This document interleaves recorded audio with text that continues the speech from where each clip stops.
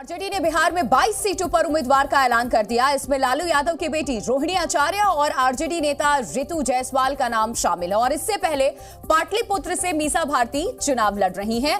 RJD की list में 8 यादव, 2 मुस्लिम, 6 महिला नेताओं को टिकट दिया गया। पाटलिपुत्रा सीट पर मीसा भारती का मुकाबला बीजेपी के रामकृपाल यादव से होगा। वहीं सारण में रोहिणी आचार्य बीजेपी के राजीव प्रताप रूडी को चुनौती देंगी। हाजीपुर सीट पर शिवचंद्र राम का जो मुकाबला है वो चिराग पासवान से होगा। ये बिहार की वो लोकसभा की हॉट सीट इस वक्त आपको बता रहे हैं कौन कहां से किसको चुनौती देता नजर आएगा। और लंबे इंतजार के बाद आखिरकार आरजेडी ने बिहार की 40 में से 22 लोकसभा सीटों के लिए अपने उम्मीदवारों का ऐलान कर दिया है। और इस बार लालू यादव ने अपनी दोनों बेटियों को चुनावी मैदान में उतारा है। दिखाते हैं एक रिपोर्ट। इंडिया गठबंधन के तहत आरजेडी ने बिहार में 22 उम्मीदवारों के नाम का ऐलान कर दिया है। आरजेडी की तरफ से जारी लिस्ट में लालू परिवार की 2 बेटियां चुनावी मैदान में हैं। पाटलिपुत्र सीट से बेटी मीसा भारती चुनाव लड़ेंगी, तो सारण से रोहिणी आचार्य को टिकट दिया गया है। दोनों का सामना बीजेपी के मौजूदा सांसदों से होगा। मीसा भारती के सामने सांसद रामकृपाल यादव चुनावी मैदान में हैं। इन्होंने ही पिछली बार मीसा भारती को हराया था। तो दूसरी तरफ रोहिणी को भी जीत के लिए बीजेपी के सिटिंग सांसद राजीव प्रताप रूडी से सामना करना होगा।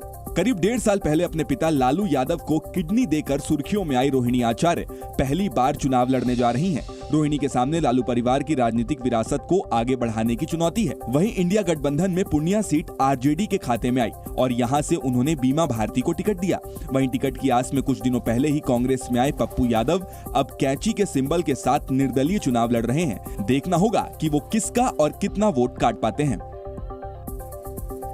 चलिए, जी मीडिया संवाददाता प्रशांत झा बिहार से इस वक्त हमारे साथ जुड़ रहे हैं। सीधे उनका हम रुख कर लेते हैं। प्रशांत, लालू प्रसाद यादव की 2 बेटियां और दोनों इस बार चुनावी मैदान में हैं, लेकिन मीसा भारती के अलावा बात करें रोहिणी आचार्य की, तो ये राजनीतिक डेब्यू होगा उनका।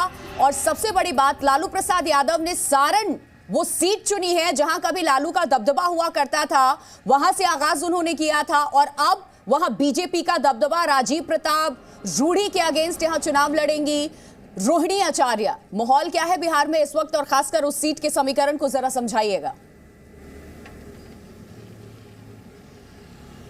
देखिए, जो सारण लोकसभा सीट है वहां पर 1977 में पहली बार लालू यादव ने खुद को वहां पर रखा था और वहीं से उनका संसदीय जीवन शुरू हुआ था। लेकिन इस बार का जो माहौल है वो माहौल पूरी तरह से वहां चेंज है। लोग समझ रहे हैं कि केंद्र की सरकार अगर बनती है तो वही सरकार छपरा या सारण का विकास कर सकता है। देखिए, सारण में 6 विधानसभा सीटें हैं और 6 विधानसभा सीट में 2 पर बीजेपी के विधायक हैं जबकि 4 पर आरजेडी के विधायक हैं।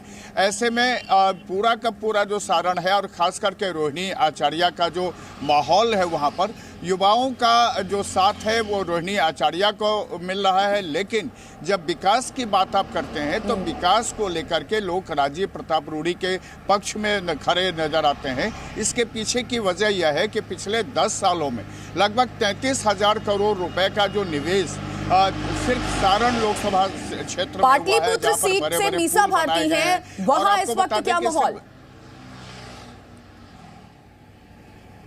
देखिए, पाटलिपुत्र सीट से मीसा भारती 2 बार चुनाव हार चुकी हैं और इस बार भी अपना भाग्य आजमा रही हैं। और वहां पर जब रामकृपाल यादव हैं तो पूरा का पूरा जो पाटलिपुत्र सीट है वो आप समझ लीजिए कि वो बीजेपी के पक्ष में रहता है। क्योंकि दानापुर की बात करें या फिर आप उससे आगे चले जाइए, पालीगंज की बात करें या फिर मसौढ़ी की बात करें या फिर जो उसके आसपास के जितने बाकी सीटें हैं उनकी बात आप कर लीजिए, तो देखिए 2 चीज़ें हैं इसमें। यादव वोटर्स तो हैं लेकिन यादव के साथ साथ जो अपर कास्ट बढ़ जाता है यहाँ पर और यही दिक्कत होती है। लेकिन इस बार राजनीतिक डेब्यू कर रही हैं रोहिणी आचार्य और सबकी निगाहें इसी पर रहेगी। जी न्यूज़।